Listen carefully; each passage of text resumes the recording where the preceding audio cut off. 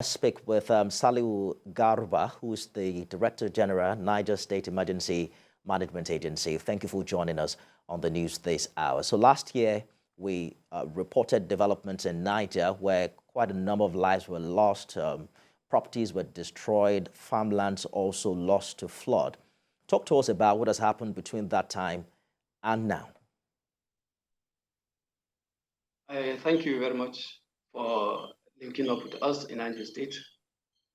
Last year flood, as you have rightly observed, there were a lot of destructions that was witnessed here. Lives were lost, farmland were submerged, and residential area were also inundated by the flood waters. Flood activity in Niger State is not new because of the presence of these two trans-regional rivers, that is the Niger and Kaduna.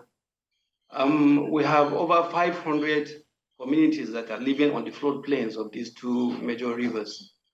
Some of them also reside along the major tributaries to these rivers.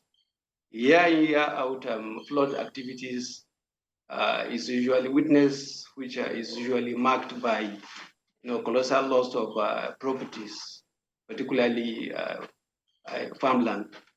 Over the years, as a state government, we have fine-tuned and we've developed a system where we are trying to see how we can mitigate the effect of this flood.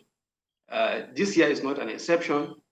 The moment His Excellency the Governor of Niger State received the two predictions, one by NAMET and one by the NISA, he quickly directed the agency to immediately inform areas that are identified as risk areas to immediately swing into, he directed the agency to immediately inform those that are identified in these risk zones on what they should do and the precautions they should take this year to avoid a repeat of what happened. Precisely what has been done, because we're right now standing in between the window of 4 days predicted for heavy rainfall that can cause flooding. What precisely has been done in these areas that are flood prone? Have people been relocated?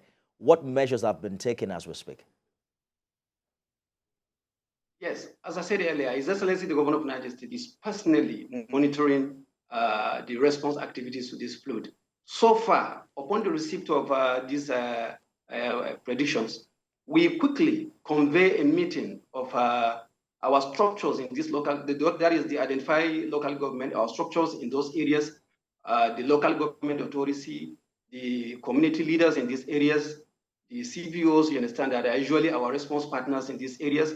We quickly convey a stakeholder meeting and they've been adequately informed. We have a system in place in the United States.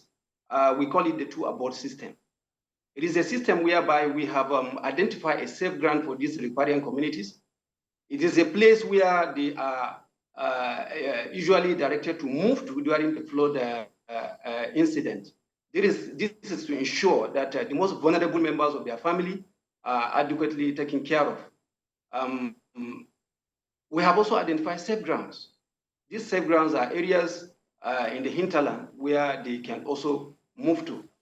During this process, we are also talking to them on how to also mitigate against economic impact of this flood by informing the farmers to probably delay their cultivation period and to also resort to use of a more flood resistant variety of crops and a host of others. We are on top of the situation. His Excellency is personally monitoring these response activities through His Excellency, the Deputy Governor of Niger State. And honestly, all the persons that are identified in these areas have been informed of this impending disaster. Well, we're counting on the efficacy of these plans to stall any recurrence of flood incidents in the coming days. Director General, Niger State Emergency Management Agency, Salihu Garba, thank you for talking to us on the news this hour. Thank you.